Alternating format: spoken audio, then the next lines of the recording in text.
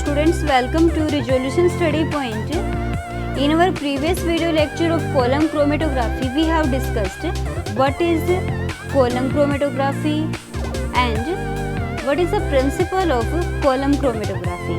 Also we have discussed what is mobile phase and stationary phase used in column chromatography.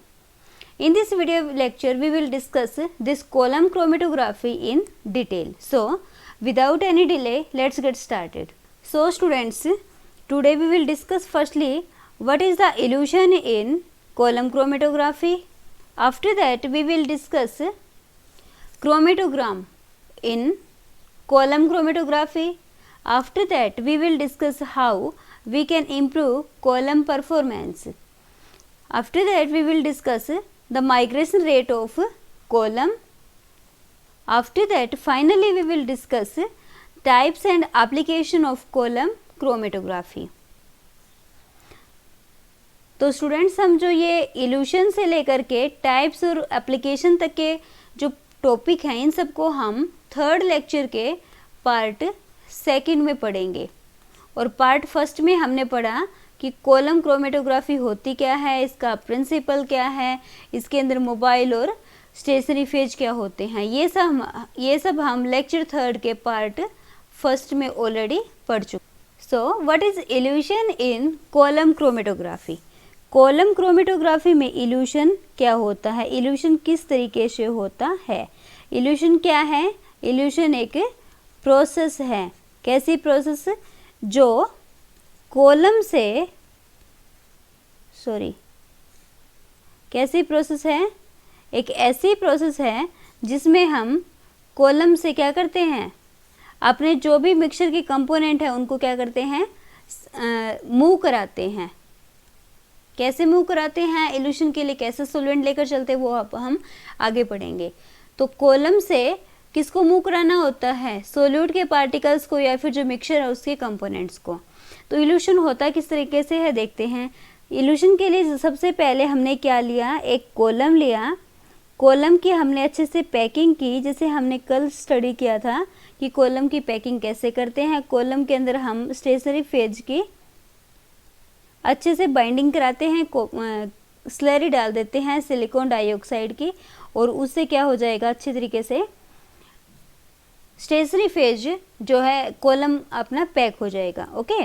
उसके बाद हम जो भी अपना मिक्सचर होगा, इस मिक्सचर को स्टेशनरी फेज के ऊपर क्या करेंगे, प्योर करेंगे. अब जो ये मिक्सचर है, इस मिक्सचर के जो अलग अलग कंपोनेंट है, सपोज करो इसके अंदर दो कंपोनेंट हैं ए और बी. इन कंपोनेंट्स को कॉलम से बाहर निकालना होता है, और इसी प्रोसेस को हम क्या बोलते हैं, इल्यूशन. क्या बोलते हैं, इल्यूशन. ओके. तो ये जो कंपोनेंट है ए और बी, ये कॉलम से मूव कैसे करेंगे, कॉलम से ये बाहर कैसे आएंगे. तो इसके लिए हम क्या करते हैं, मोबाइल फेज जो होती है, इस मोबाइल फेज को हम कॉलम में मिक्सचर के ऊपर से पास कराते हैं. और जैसे ये मोबाइल फेज कॉलम से पास होगी तो ये मिक्सचर के कंपोनेंट्स को अपने साथ लेती हुई कॉलम के निब के थ्रू ये बाहर निकल जाएगी कोनिकल फ्लास्क में. ओके. और ये पूरी जो प्रोसेस होगी, इस प्रोसेस को हम बोल देंगे इल्यूशन. सो इल्यूशन क्या है, बेसिकली समझ में आ गया होगा कि इल्यूशन एक ऐसी प्रोसेस है जिससे जो सोल्यूट के पार्टिकल हैं या फिर जो कंपोनेंट्स हैं मिक्सर के, वो कॉलम से बाहर आ जाते हैं, सेपरेट हो जाते हैं.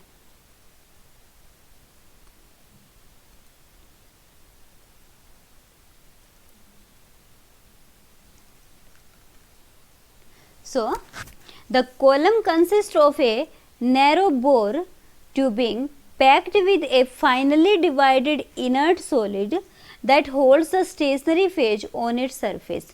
तो फर्स्ट जो लाइन है इसमें हमने पढ़ा कि कॉलम क्या है. कॉलम एक नैरो ट्यूब होती है जिसके अंदर फाइनली डिवाइडेड इनर्ट सॉलिड के पार्टिकल्स होते हैं, और ये इनर्ट सॉलिड के पार्टिकल्स को हम क्या बोलते हैं, स्टेशनरी फेज. फिर इसके अंदर हम मोबाइल फेज को यूज करते हैं. This mobile phase occupies the open space between the particles of the packing. जैसे हमने ये कॉलम लिया, इस कॉलम को हमने अच्छे तरीके से स्टेशनरी फेज से पैक तो कर दिया, लेकिन इसके अंदर जो भी स्पेस होगा इस स्पेस को कौन ऑक्यूपाई कर लेगा, मोबाइल फेज। इनिशियली हम करेंगे क्या, initially a solution of the sample containing a mixture of A and B. हमने क्या मान लिया कि मिक्सचर के अंदर दो कंपोनेंट है, एक ए है दूसरा क्या है, B. So initially a solution of the sample containing a mixture of A and B in the mobile phase is introduced at the head of the column as a narrow plug। सबसे पहले हमें करना क्या है, column के head के through mobile phase के साथ मिक्सचर के कंपोनेंट्स को हमें उसके अंदर डाल देना है, इंट्रोड्यूस करा देना है। Okay, here the two components distribute themselves between the mobile phase and stationary phase. और यहाँ पर जो मिक्सचर के दो कंपोनेंट हैं ए और बी, ये अपने आप को डिस्ट्रीब्यूट करेंगे, इनका डिस्ट्रीब्यूशन हो जाएगा मोबाइल और स्टेशनरी फेज में।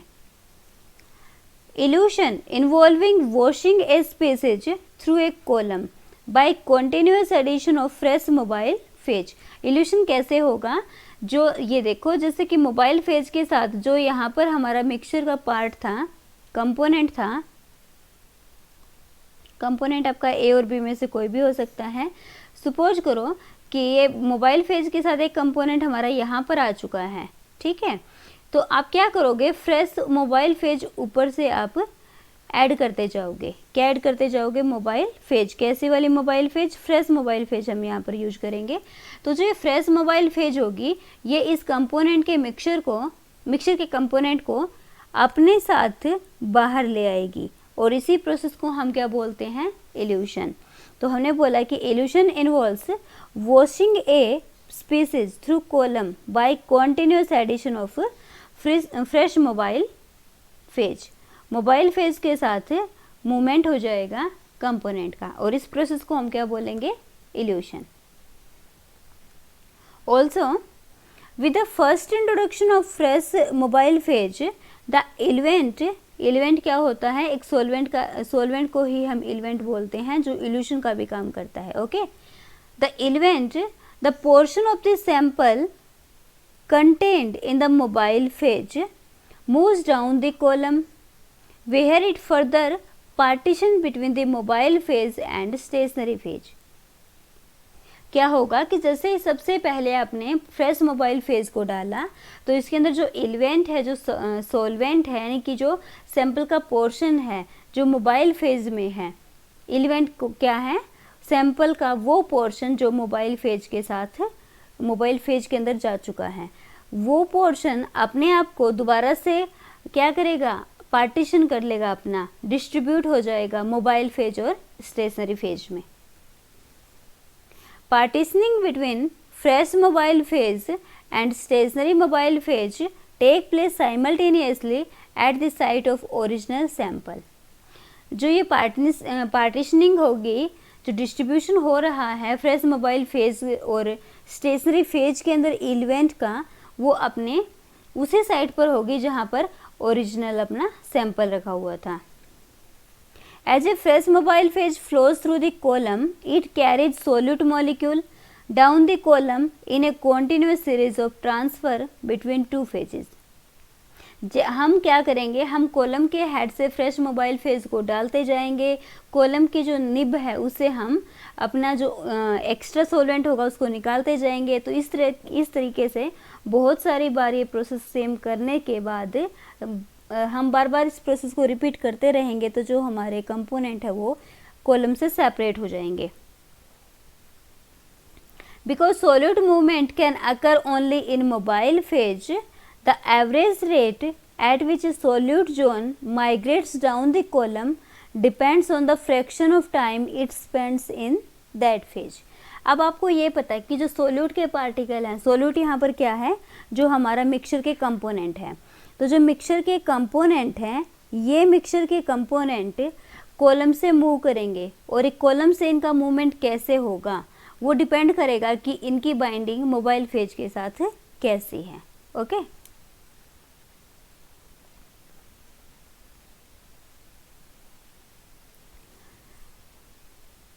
दिस फ्रैक्शन इज हमने कहा कि जो सोल्यूट के पार्टिकल्स कॉलम से बाहर निकलेंगे वो सोल्यूट के पार्टिकल्स का बाहर निकलने की रेट क्या होगी, वो डिपेंड करेगा कि कितने टाइम तक उसने मोबाइल फेज के साथ उसने बाइंडिंग की है। ठीक है, तो जो ये फ्रैक्शन होता है is small for solute strongly retained by the stationary phase and large when the solute resides mostly in the mobile phase. कहने का मतलब ये है कि सपोज करो आपके पास जो मिक्सचर है इसके जो कंपोनेंट हैं ए और बी, इसमें से जिस कंपोनेंट ने स्टेशनरी फेज के साथ बॉन्ड स्ट्रॉन्ग बनाया होगा, जिसने स्टेशनरी फेज के साथ स्ट्रॉन्ग बॉन्ड बना लिया है, तो वो मोबाइल फेज के अंदर लास्ट में आएगा, और लास्ट में आएगा तो मोबाइल फेज के साथ वो कॉलम से आउट सबसे लास्ट में होगा। तो यही हमने बताया कि कितने टाइम तक सोल्यूट मोबाइल फेज के साथ रहता है, वो फ्रैक्शन अगर कंपोनेंट्स के स्टेशनरी फेज के साथ बाइंडिंग स्ट्रॉन्ग है तो फ्रैक्शन कम हो जाएगा, और अगर स्टेशनरी फेज के साथ बाइंडिंग वीक है तो फ्रैक्शन क्या हो जाएगा, लार्ज हो जाएगा।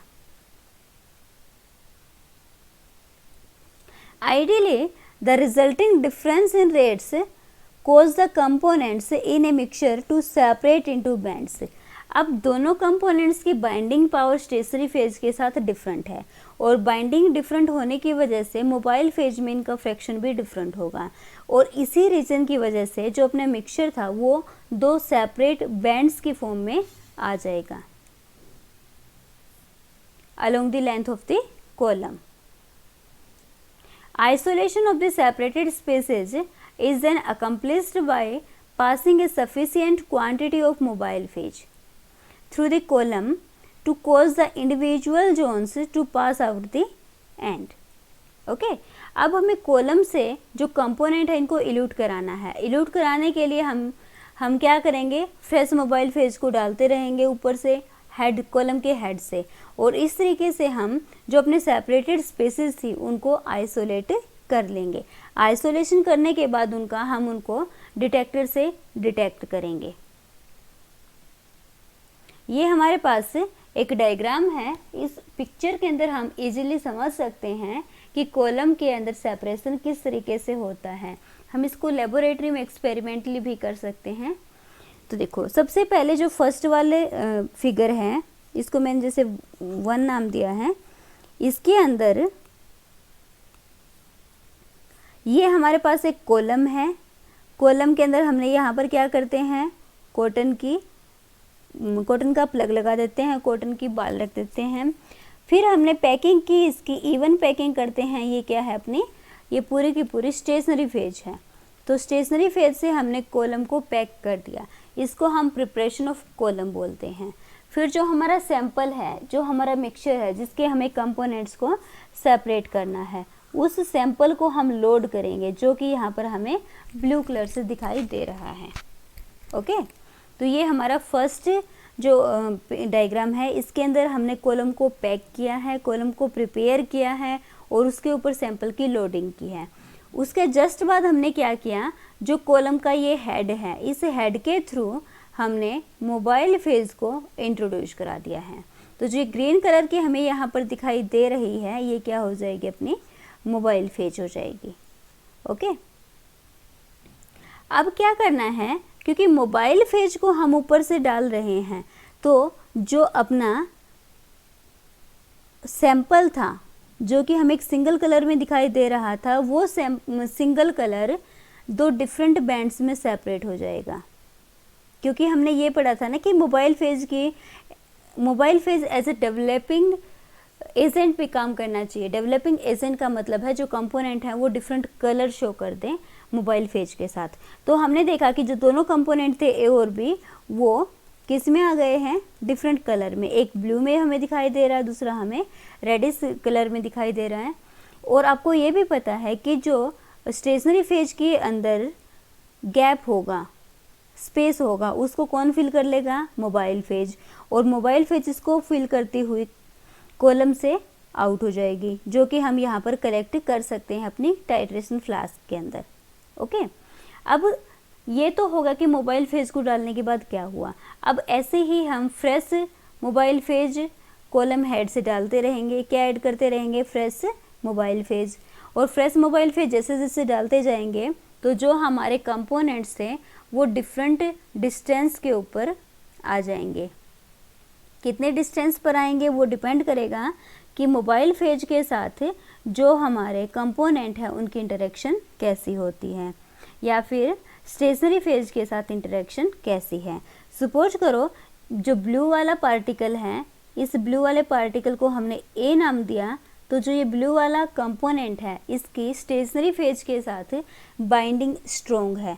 अगर इस ब्लू वाले कंपोनेंट की स्टेशनरी फेज के साथ बाइंडिंग स्ट्रोंग है तो ये मोबाइल फेज के साथ फास्टली तो जाएगा नहीं, तो इसकी जो डिस्टेंस ट्रेवल होगी ये क्या रहेगी, कम। ऐसे ही जैसे अपने पास रेड वाला है, ये वीकली बॉन्ड बनाया था इसने स्टेशनरी फेज के साथ, तो ये वाला जो कंपोनेंट होगा ये इजीली मोबाइल फेज के साथ ट्रेवल कर जाएगा। तो ऐसे ही हम फ्रेश मोबाइल फेज को ऐड करते रहेंगे और जो हमारे कंपोनेंट थे वो सेपरेट होते रहेंगे। फिर एक टाइम ऐसा आएगा जैसे हम यहाँ पर देख पा रहे हैं कि जो अपना रेड वाला कंपोनेंट है ये बिल्कुल अपना कॉलम से बाहर निकलने की कगार पे आ चुका है। तो हम ऐसी कंडीशन में जो ये रेड वाला कंपोनेंट है इसको एक डिफरेंट कॉनिकल फ्लास्क में कलेक्ट कर लेंगे।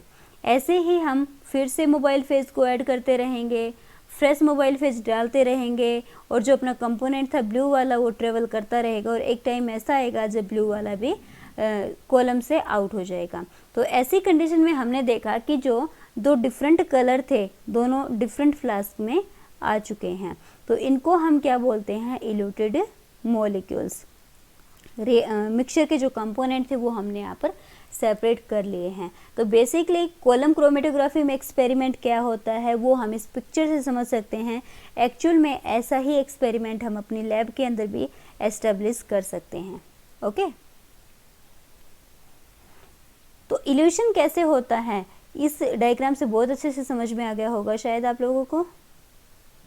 नाउ क्रोमेटोग्राम क्या होता है, जो हमने ये पढ़ा कॉलम क्रोमेटोग्राफी, इस कॉलम क्रोमेटोग्राफी में क्रोमेटोग्राम क्या होता है ये अभी हमने पढ़ना है। ठीक है, हमने देखा कि कॉलम क्रोमेटोग्राफी में जैसे कि मिक्सचर एम लिया, इसके दो कंपोनेंट हैं ए और बी। हमने इनको सेपरेट कर लिया, सेपरेट करने के बाद हमारा ए कंपोनेंट अलग हो गया, बी कंपोनेंट अलग हो गया। ऐसी कंडीशन के अंदर अगर हम इस जो कलेक्ट हुआ सब्सटेंस है इसको एक डिटेक्टर से अटैच कर दें तो हम इनको डिटेक्ट कर सकते हैं। और डिटेक्ट कर सकते हैं वो कैसे करेंगे, जो हमारा डिटेक्टर होगा वो हमें ग्राफ के फॉर्म में अपना रिजल्ट देगा। तो क्रोमेटोग्राम बेसिकली एक ग्राफ होता है। ग्राफ होता है जो डिटेक्टर का सिग्नल होता है, डिटेक्टर। ओके, डिटेक्टर का जो सिग्नल आएगा, इस डिटेक्टर के सिग्नल को टाइम के साथ अगर हम प्लॉट कर देते हैं तो ये हमारा क्या बन जाता है, chromatogram.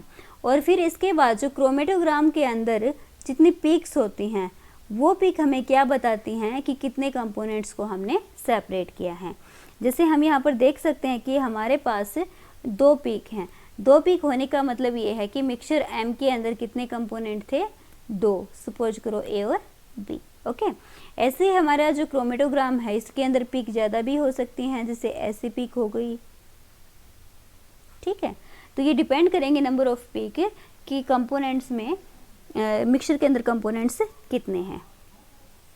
Okay,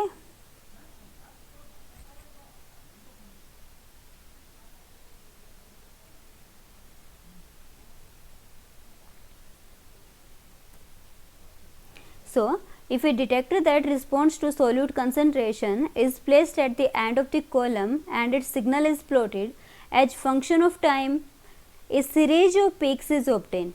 Such a plot is called chromatogram.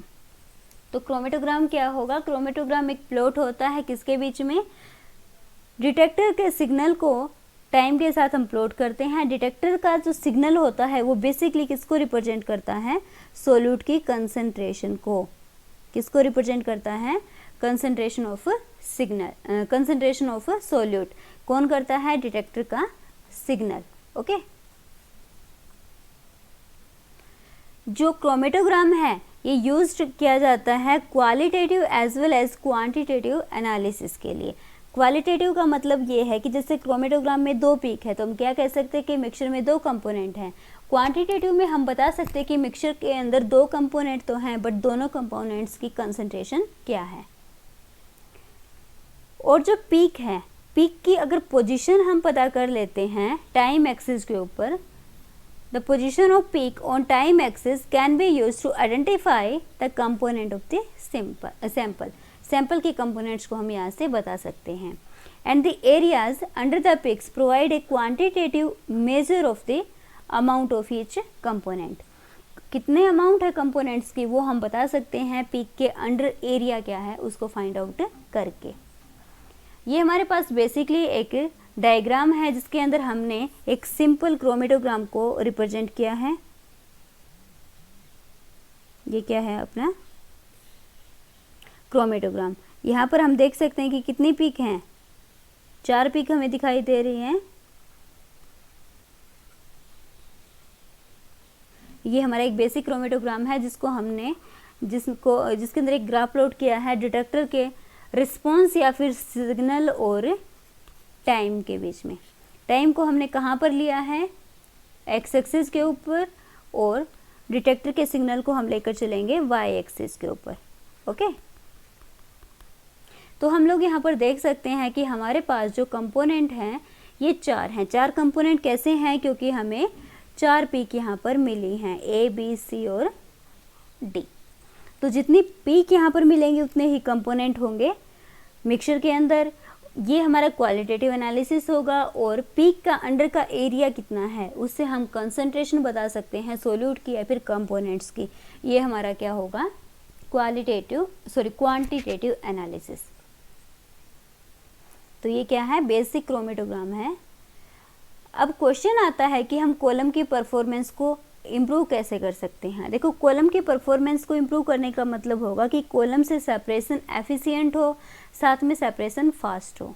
यही क्या है कॉलम की परफॉर्मेंस।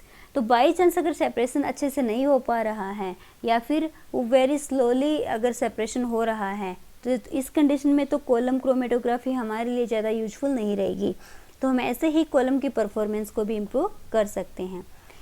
कॉलम की परफॉर्मेंस हम इम्प्रूव कर सकते हैं या तो हम बैंड सेपरेशन की रेट को इंक्रीज कर दें।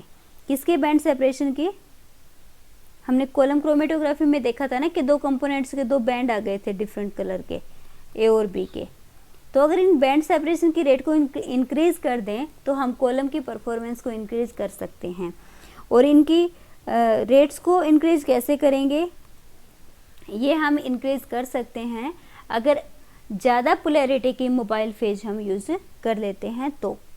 सेकंड आता है कि जो बैंड के अंदर स्प्रेडिंग हो रही है, बैंड स्प्रेड हो रहा है, उसको हम क्या कर दें, डिक्रीज कर दें। क्योंकि बैंड जितना ज़्यादा स्प्रेड होगा तो आपस में कंपोनेंट्स के मिक्सअप होने की उतनी ही टेंडेंसी ज़्यादा रहेगी। अगर हम बैंड को स्प्रेड होने से रोक देते हैं तो क्या कर सकते हैं, परफॉर्मेंस को इंक्रीज कर सकते हैं कॉलम के लिए। नेक्स्ट आता है कि माइग्रेशन रेट ऑफ सोल्यूट क्या होगी। माइग्रेशन रेट, जैसे कि हमारे पास मिक्सचर है, इस मिक्सचर के जो 2 डिफरेंट कंपोनेंट है ए और बी, इन ए और बी की रेट कॉलम से इल्यूट होने की जो रेट होती है उसको हम माइग्रेशन रेट बोलते हैं। ए और बी कंपोनेंट की या फिर ए और बी सोल्यूट भी हम बोल सकते हैं, इनकी कॉलम से सेपरेट होने की जो रेट है इसको हम माइग्रेशन रेट बोलते हैं। सो माइग्रेशन रेट क्या रहेगी यहाँ पर, the effectiveness of A chromatographic column in separating 2 solutes depends in part on the relative rate at which 2 species eluted। Chromatographic column कितना इफेक्टिव है ये किस पर डिपेंड करता है, ये डिपेंड करता है कि दोनों स्पेसीज किस रेट से इल्यूट हुई हैं, कितनी फास्टली या कितनी स्लोली इल्यूट होती हैं। These rates are determined by magnitude of the equilibrium constant for the reaction by which the solute distribute themselves between the mobile and stationary phase। हमने अभी पढ़ा था कि जब इल्यूशन होता है तो अपना जो कंपोनेंट होता है वो स्टेशनरी और मोबाइल फेज में अपने आप को डिस्ट्रीब्यूट करता है। तो अगर हम इक्विलिब्रियम कांस्टेंट को फाइंड आउट कर देते हैं तो माइग्रेशन रेट को भी फाइंड आउट कर सकते हैं। नेक्स्ट आता है कि जो रेट होती है सोल्यूट के माइग्रेशन की वो डिपेंड करती है रिटेंशन फैक्टर के ऊपर। तो ये रिटेंशन फैक्टर क्या होता है? रिटेंशन फैक्टर एक कांस्टेंट होता है जिसको हम, जैसे सपोज करो ए कंपोनेंट के लिए निकाल रहे हैं तो इसको हम रिप्रेजेंट करते हैं स्मॉल के ए से, और इसकी वैल्यू होती है capital K A V S upon V M. ये फॉर्मूला होता है रिटेंशन फैक्टर का, जिस पर डिपेंड करती हैं रेट ऑफ सोल्यूट माइग्रेशन। के ए, स्मॉल के ए यहाँ पर हमारा रिटेंशन फैक्टर रहेगा, कैपिटल के ए इक्विलिब्रियम कांस्टेंट रहेगा, वी एस स्टेशनरी फेज की वॉल्यूम हो जाएगी और वी एम मोबाइल फेज की वॉल्यूम रहेगी।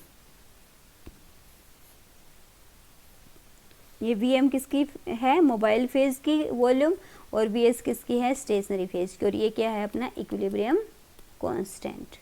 ओके, तो हमारा जो रेट है सोल्यूट माइग्रेशन के डिपेंड करती है रिटेंशन फैक्टर के ऊपर।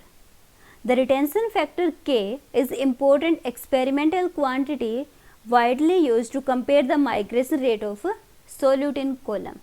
माइग्रेशन रेट क्या है सोल्यूट की कॉलम में, उसको रिप्रेजेंट करने के लिए हम रिटेंशन फैक्टर को यूज़ करते हैं। रिटेंशन फैक्टर को यूज़ क्यों करते हैं? ऐसा भी क्वेश्चन पूछ सकता है कि हमने केवल और केवल रिटेंशन फैक्टर को ही यूज क्यों किया है। तो इसके लिए रीज़न है, the reason that the retention factor K is so useful as it does not depend on column geometry और ऑन वॉल्यूमेट्रिक फ्लो रेट। कहने की बात यह है कि जो रिटेंशन फैक्टर को ही हमने सोल्यूट माइग्रेशन रेट को रिप्रेजेंट करने के लिए लिया है। ऐसा क्यों? क्योंकि जो रिटेंशन फैक्टर है आपका, ये रिटेंशन फैक्टर कॉलम के डायमेंशन के ऊपर डिपेंड नहीं करता, कॉलम की क्या लेंथ ली है इसके ऊपर डिपेंड नहीं करेगा, साथ में मोबाइल फेज की वॉल्यूमेट्रिक फ्लो रेट क्या है इस पर भी डिपेंड नहीं करेगा। अगर हम बात करते हैं for a given combination of solute mobile phase and stationary phase, any column of any geometry operated at any mobile phase, flow rate will give the same retention factor। जैसे कि हमने कॉम्बिनेशन बना लिया सोल्यूट का, mobile phase का, stationary phase का, तो किसी भी कॉलम से उसको करो, किसी भी ज्योमेट्री का कॉलम आप यूज़ करो, लंबा यूज़ करो, छोटा यूज करो, स्मॉल यूज करो, लार्ज यूज करो, कोई फ़र्क नहीं पड़ेगा। मोबाइल फेज का जो फ्लो रेट होगी वो रिटेंशन फैक्टर उनके लिए क्या रहेगा? सेम रहेगा। और रिटेंशन फैक्टर को हम रिप्रेजेंट करते हैं के ए से, और इसकी वैल्यू मैंने अभी बताया था कि के ए क्या होता है? Equilibrium constant multiply volume of stationary phase divided by volume of mobile phase. Okay, mobile phase, ये होगा अपना retention factor. Next, what are the types of column chromatography generally used? किस टाइप की कॉलम क्रोमेटोग्राफी को हम use कर सकते हैं? तो फर्स्ट आता है एडजॉर्प्शन कॉलम क्रोमेटोग्राफी। जो अब तक हमने पढ़ा कॉलम क्रोमेटोग्राफी, वो एडजॉर्प्शन कॉलम क्रोमेटोग्राफी ही था, क्योंकि हमने ये देखा था कि जो अपना सैंपल होता है, जो मिक्सचर होता है, उसके कंपोनेंट्स स्टेशनरी फेज के ऊपर क्या करते हैं? एडजॉर्ब हो जाते हैं। ओके, तो इसको हम क्या बोलते हैं? adsorption column chromatography। Second is partition column chromatography। So what is partition column chromatography?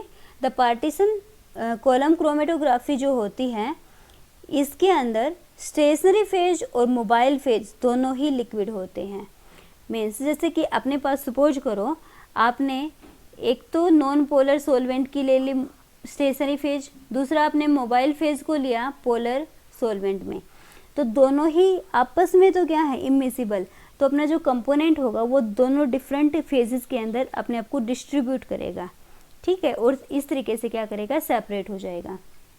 तो इसको हम बोलते हैं partition column chromatography. As in this type of column chromatography both stationary phase as well as mobile phase are liquid.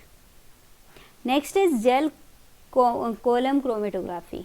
Jail column chromatography क्या होता है? In this method of chromatography the separation take place through a column packed with gel, यानी कि जो stationary phase है उसको हमने क्या ले लिया, यहाँ पर जेल ले लिया है।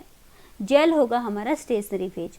स्टेशनरी फेज सॉल्वेंट रहेगा जो जेल की फॉर्म में रहेगा। Okay, next is ion exchange column chromatography. और जो आयन एक्सचेंज कॉलम क्रोमेटोग्राफी है इसको हम पूरा एक अपना वीडियो लेक्चर होगा उसके अंदर हम स्टडी करेंगे। आयन का एक्सचेंज हो जाएगा, ठीक है, देखेंगे कैसे होता है ion exchange column chromatography.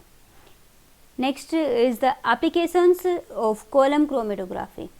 First application is it is used to isolate active ingredients. हम इंग्रेडिएंट्स को आइसोलेट करने के लिए इसका यूज कर सकते हैं। जो अपने पास कंपाउंड का मिक्सचर होता है उसको सेपरेट करने के लिए भी हम इसको यूज कर सकते हैं। It is also used to determine the drug estimation from drug formulation.